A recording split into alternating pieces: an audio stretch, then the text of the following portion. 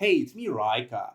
Today we're going to have a look at Tasi, Dreamhopper from the Wilder faction. Now, this hero wears cloth-based gear, is part of the support class, and a primary role is to provide a significant amount of control, distraction, and various utility buffs for your allies. So let's have a look at her skills. Her ultimate ability, Slumber. Tasi puts all enemy targets to sleep for 4 seconds. Once the enemies awaken, they will suffer health loss based on the damage received while asleep. The level 2, duration is extended to 5 seconds of sleep. The level 3, health loss suffered after waking up is increased to 30% of the damage received while asleep. So the sleep, what does it do? It puts all enemies into an effect where they cannot move, cannot cast any of their abilities. Essentially, they are locked in place for that particular duration of 5 or 4 seconds. Now, this allows your allies to easily use any of their abilities, control the enemies even further, and allow them to deal their maximum damage without being interrupted. Let's have a look at the next ability, Dream Spirit. Now, this is Tasi's little pet, where she'll summon a butterfly that'll circle her and deal damage or heal your allies while it is active. Tasi summons a magical fairy, which lasts for 10 seconds and periodically attacks enemies or heals allies. The fairy deals 55% damage to enemies and heals allies for 55%. Level 2, damage and healing values are increased to 60%. The level 3, the duration of the butterfly is increased to 13 seconds.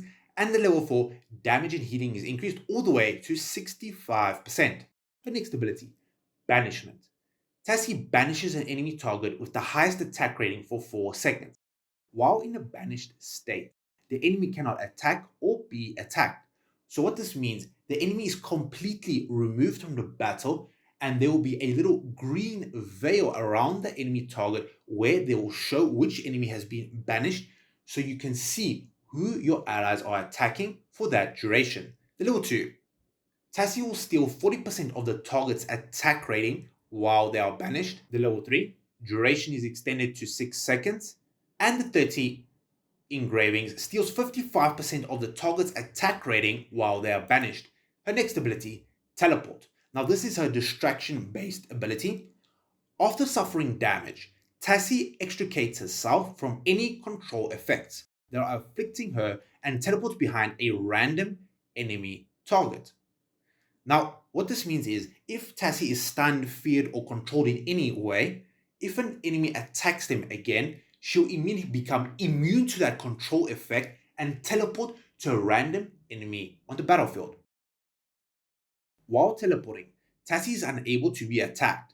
After teleporting, Tasi increases her nearby allies' haste and attacks nearby enemies, dealing 140% damage to them.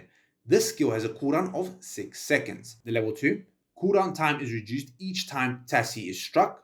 The level 3 and 60 engravings, the damage that she does is increased to 190%. So let's have a look at a signature item. Fairy Dust. Now when you unlock this signature item, reduces the attack rating of nearby enemies by 10% after using her skill, teleportation skill. So this reduces the enemy attack rating, allowing your allies to survive much longer. Now the level 10, 20, and 30 signature item upgrade increase the effectiveness of this attack rating reduction all the way to 30% of the attack rating is going to be reduced. So let's have a look at our furniture. When you unlock double teleportation, the 3 out of 3, if Tasi is attacked within 1.5 seconds of using a skill, teleportation, the skill will instantly be triggered again. So she will be darting around the battlefield multiple times when you unlock this. The 9 out of 9, cooldown for the skill teleportation is reduced by 1 second. So we can see over here that the cooldown is 6 seconds, and each time she is struck, this cooldown is further reduced. So let's have a look at how she does in battle. Now, because Tasi has the teleportation ability, each time she is struck, she can easily move around the battlefield, distract enemies, and continually control them, as we can see over here with this banish effect that is afflicted on this mage in their back line. Now she'll continually banish this particular target and even if the target changes, so let's say this target dies over here and another target gains the highest attack rating currently, that target will be banished as well. So as we can see, around Tasi is a little butterfly where she will spawn every so couple of seconds. This will deal damage to the enemies and heal your allies if they get hurt. So let's have a look at her ultimate. Now she'll sleep the entire enemy team. Now they will not be able to move or cast any of their abilities, allowing your allies to freely cast any of their skills. So let's have a look at how she does at a much higher level deficit. Now from this particular battle over here, we can see that Tasi's main role is to distract and control enemies. Now, she did provide a bit of healing, how her main focus is to provide that secondary buffs through her haste and also her control-based effects. So let's have a look at how she does.